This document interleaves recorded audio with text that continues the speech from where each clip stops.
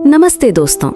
सोचिए आप एक नए घर में हैं। सब कुछ अच्छा है सिवाय एक चीज के। आपके कमरे की खिड़की की ठीक बाहर एक वीरान मनहूस घर है और एक रात उस वीरान घर की अंधेरी खिड़की में आपको कोई नजर आता है, कोई जो सिर्फ आपको ही देख रहा है। आप क्या करेंगे?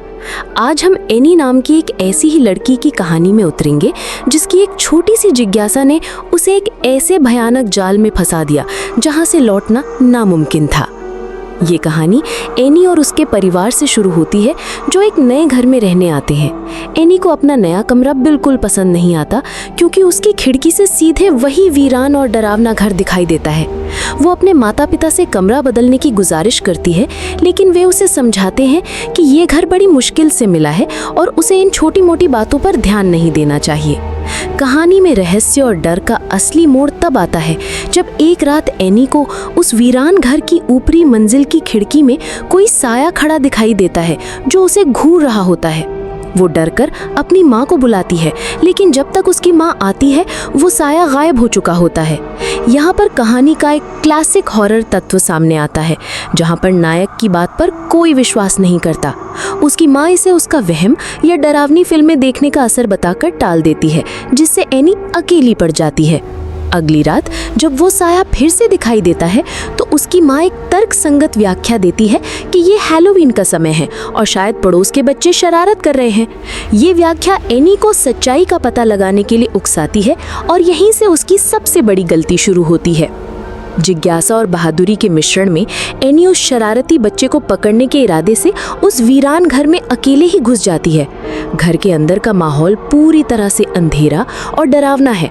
वो सावधानी से सीढ़ियां चढ़कर उस ऊपरी मंजिल के कमरे में पहुंचती है जहां उसने साये को देखा था, लेकिन वहां उसे कोई नहीं मिलता।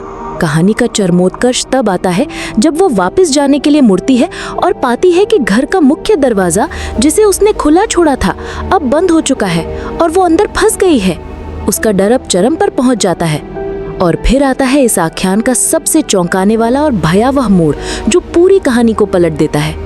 जब एनी उस घर में फंसी हुई मदद के लिए चिल्ला रही होती है तो कहानी अचानक कट होती है और हम सुनते हैं कि एनी की आवाज उसके अपने घर से आ रही है, जहां वो अपनी माँ को पुकार रही है, माँ मैं यहाँ हूँ। इसका मतलब ये है कि जिस साये को एनी अपनी खिड़की से देख रही थी वो कोई शरारती बच्चा नहीं, बल्कि एक दुष्ट आत्मा या उसका प्रतिरूप था जिसने अब एनी की असली जगह ले ली है। असली एनी हमेशा के लिए उस वीरान घर में कैद हो गई है, जबकि उसका भूतिया हमशक्ल अब उसके परिवार के साथ रह रहा है और किसी को इस भयानक अदला बदली का पता भी नहीं है। ये कहानी सिर्फ एक भूतिया घर की नहीं, बल्कि पहचान की चोरी और गहरे मनोवैज्ञानिक डर को दर्शाती है। अंत में कथावाचक का दर्शकों से सीधे बात करना ये बताता है कि ये प्रस्तुति विशेष रूप से ऑनलाइन प्लेटफॉर्म जैसे कि YouTube के लिए एक हैलोवीन स्पेशल के तौर पर बनाई गई है, जो दर्शकों से कहती है कि आप भी इस भयानक अनुभव का हिस्सा बन सकते हैं।